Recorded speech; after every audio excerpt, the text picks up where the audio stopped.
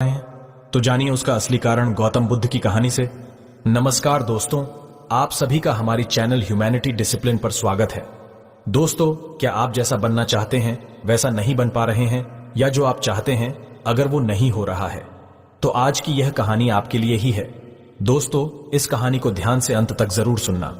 दोस्तों, अगर आप इस कहानी को अंत तक ध्यान से सुनते हैं तो आपको इस कहानी से कुछ ऐसा सीखने को मिलने वाला है जो आपको आपकी लाइफ में बहुत काम आने वाला है। इसलिए इस कहानी को अंत तक अवश्य सुने। लाइफ चेंजिंग गौतम बुद्ध की कहानी। दोस्तों, आज आपके पास जो कुछ भी है वो इसीलिए नहीं है कि आपकी किस्मत में इतना ही लिखा था या फिर आपकी किस्मत ही खराब है, बल्कि वो इसीलिए है क्योंकि आप इतना ही डिजर्व करते हैं। दोस्तों, यह प्रकृति बड़ी ही न्यायप्रिय है। यह उसे उतना ही देती है जितने का वह हकदार होता है। चाहे वो ज्ञान हो या धन, अभी आपके पास उतना ही है जितने की आप हकदार है। लेकिन अगर आपको इससे भी ज्यादा चाहिए तो आपको उसके काबिल बनना होगा। दोस्तों, ऐसा कौन सा गुण है जो आपको काबिल बनाता है? क्या आप उस गुण के बारे में जानना चाहते हैं? अगर आप जानना चाहते हैं तो आप गौतम बुद्ध के जीवन की इस कहानी को अंत तक ध्यान से जरूर से सुने। दोस्तों, इस कहानी को सिर्फ समझिएगा मत, बल्कि इस कहानी को अपने भीतर उतर जाने दीजिए। तो बिना समय को गंवाए चलिए कहानी की शुरुआत करते हैं। गौतम बुद्ध के जीवन की शिक्षाप्रद कहानी जो आपका जीवन बदल देंगी। दोस्तों, एक बार गौतम बुद्ध को एक सभा में भाषण करना था, और जब सभा का समय हुआ तब बुद्ध वहां आए और बिना कुछ बोले ही वहां से चले गए। तकरीबन 100 से भी ज्यादा लोग बुद्ध का उस सभा में इंतजार कर रहे थे, और बुद्ध के इस तरह के व्यवहार को देखकर सभी लोग बहुत चौंके, लेकिन किसी ने भी बुद्ध से कोई भी प्रश्न नहीं किया। दोस्तों, अगले दिन फिर से सभा का आयोजन हुआ और दूसरे दिन सभा में लोगों की संख्या तकरीबन घट गई। इस बार तकरीबन 80 लोग सभा में बैठे हुए थे। बुद्ध सभा में आए, लेकिन इस बार भी बुद्ध ने वही किया, यानी बुद्ध इस बार भी आए और बिना कुछ बोले ही वहां से चले गए। लोग दोबारा से चौंके, लेकिन किसी ने भी बुद्ध से कोई प्रश्न नहीं किया। अगले दिन सभा का आयोजन फिर से किया, लेकिन इस बार सभा में लोगों की संख्या और घट गई। इस बार सभा में केवल 50 लोग ही आए हुए थे। बुद्ध सभा में फिर से आए और उन्होंने इधर उधर देखा और बिना कुछ बोले ही सभा से चले गए।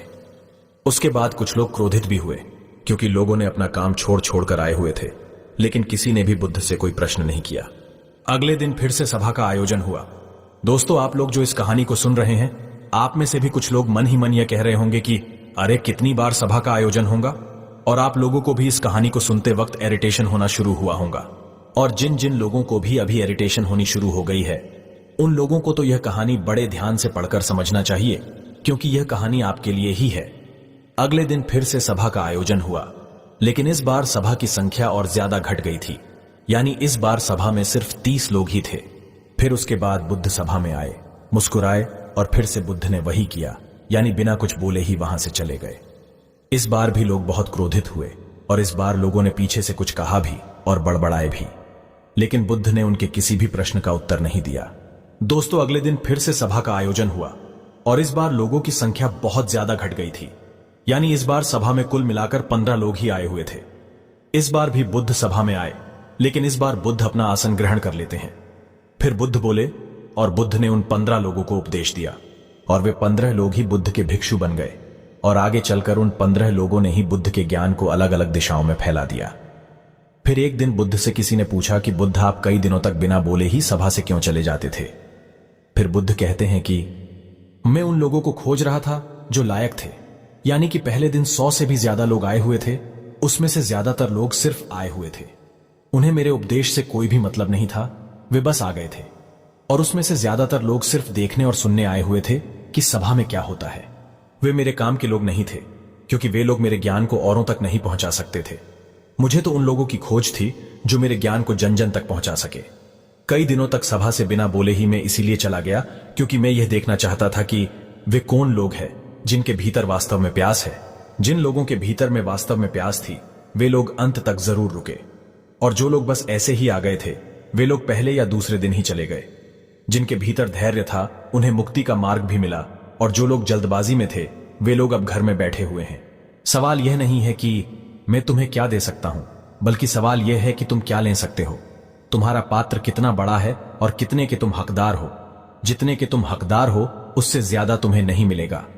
फिर वह व्यक्ति बुद्ध से पूछता है कि बुद्ध लायक कैसे बने। फिर बुद्ध कहते हैं कि धैर्य के द्वारा जिस व्यक्ति के अंदर धैर्य है, वह अपने जीवन में कुछ भी पा सकता है। सभा में जितने भी लोग आए हुए थे और उसमें से अंत तक वही रुके जिनके अंदर धैर्य था। चाहे तुम्हारे जीवन में तुम्हारा लक्ष्य जो कुछ भी हो, लेकिन तुम बिना धैर्य के सफलता के चरम तक नहीं पहुंच सकते। फिर वह व्यक्ति बुद्ध से पूछता है कि कोई व्यक्ति अपने भीतर के धैर्य को कैसे बढ़ाए। बुद्ध कहते हैं कि निरंतर अभ्यास के द्वारा हम अपने भीतर के धैर्य को बढ़ा सकते हैं। जैसे कोई व्यक्ति जब ध्यान करना शुरू कर देता है तो उसका मन उसके सामने कई सारे अड़चने लाता है, लेकिन उसका धैर्य उसे एक दिन उसके लक्ष्य तक जरूर पहुंचा देता है। फिर वह व्यक्ति बुद्ध से कहता है कि मैं समझ गया, बुद्ध में समझ गया, यानी मुझे धैर्य के साथ निरंतर अभ्यास करने की आवश्यकता है। दोस्तों, अब आपको समझ आ गया कि आपके पास वो क्यों नहीं है जो आप पाना चाहते हैं।